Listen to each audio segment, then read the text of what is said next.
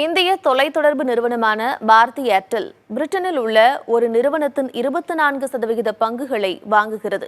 இந்த சூழலில் பிரிட்டனில் தற்போது எவ்வளவு இந்திய நிறுவனங்கள் இருக்கிறது தெரியுமா? தெரிந்து கொள்ளலாம், வாருங்கள்.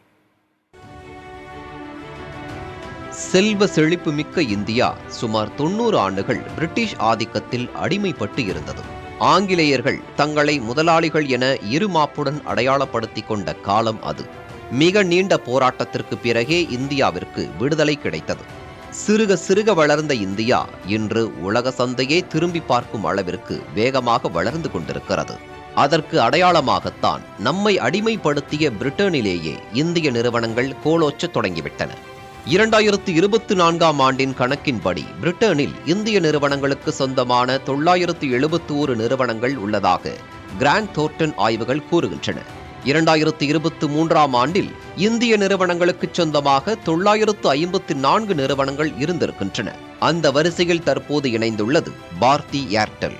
பிரிட்டனின் மிகப்பெரிய தொலைத்தொடர்பு நிறுவனமான பிடியின் 24.5% பங்குகளை வாங்க இருப்பதாக பாரதி ஏர்டெல் அறிவித்துள்ளது. அந்நிறுவனத்தை முழுவதுமாக வாங்க நினைக்கவில்லை என தெரிவித்துள்ள பாரதி மிட்டல், நீண்டகால வளர்ச்சிக்கு தேவையானவற்றை கவனிக்க செயற்குழுவிற்கு தேவையான உதவிகளை செய்ய இருப்பதாக அறிவித்துள்ளது. முன்னதாக இங்கிலாந்தை தலைமையிடமாக கொண்டு செயல்படும் சொகுசு கார் தயாரிப்பு நிறுவனமான ஜாகுவார் லேண்ட் ரோவரை இந்தியாவின் பாரம்பரியமிக்க டாடா குழுமம் வைத்திருக்கிறது. டாடா ஸ்டீல் நிறுவனத்திற்கு பிரிட்டனில் உற்பத்தி ஆலை உள்ளது. அதுபோல கடந்த 2023ஆம் ஆண்டு பிரிட்டனில் மின்சார கார் பேட்டரி தொழிற்சாலையில் சுமார் 41,000 கோடி ரூபாயை முதலீடு செய்வதாக டாடா குழுமம் அறிவித்தது.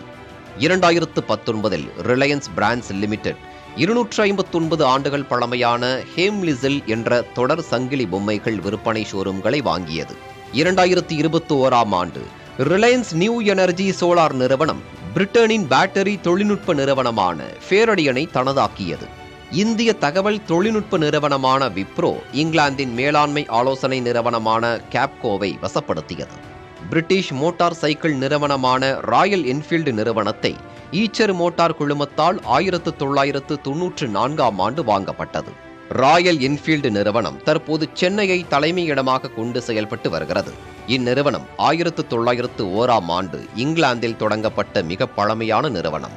2021ஆம் ஆண்டு மஹிந்திரா அண்ட் மஹிந்திரா நிறுவனம் பிஎஸ்சிஏ மோட்டார் சைக்கிள் நிறுவனத்தை வாங்கியது.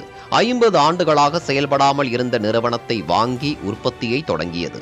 1861ஆம் ஆண்டு பர்மிங்காமில் துப்பாக்கி உற்பத்திக்காக நிறுவப்பட்ட பிஎஸ்சிஏ நிறுவனம் தற்போது சைக்கிள் உற்பத்தி நிறுவனமாக அறியப்படுகிறது. தமிழ்நாட்டின் பாரம்பரியமான நிறுவனமான டிவிஎஸ் மோட்டார் ஐகானிக் பிரிட்டிஷ் பிராண்டான நார்டனை வாங்கியதோடு பிரிட்டனில் எலக்ட்ரிக் பைக்குகளை தயாரிக்க எப்கோ நிறுவனத்தின் 70% பங்குகளையும் வாங்கியது. இது தவிர இந்தியன் ஹோட்டல் மற்றும் தாஜ் ஹோட்டலுக்கு சொந்தமான Saint James Court hotel, Essar குழுமத்திற்கு சொந்தமான இஇடி ஃபியூல்ஸ் ஆகியவையும் பிரிட்டனில் உள்ளன. மேலும் இந்திய பார்மா நிறுவனங்களான டாக்டர் ரெட்டிஸ், சிப்லா, கிளென்மார்க் ஆகியவற்றின் நிறுவனங்களும் பிரிட்டனில் செயல்படுகின்றன.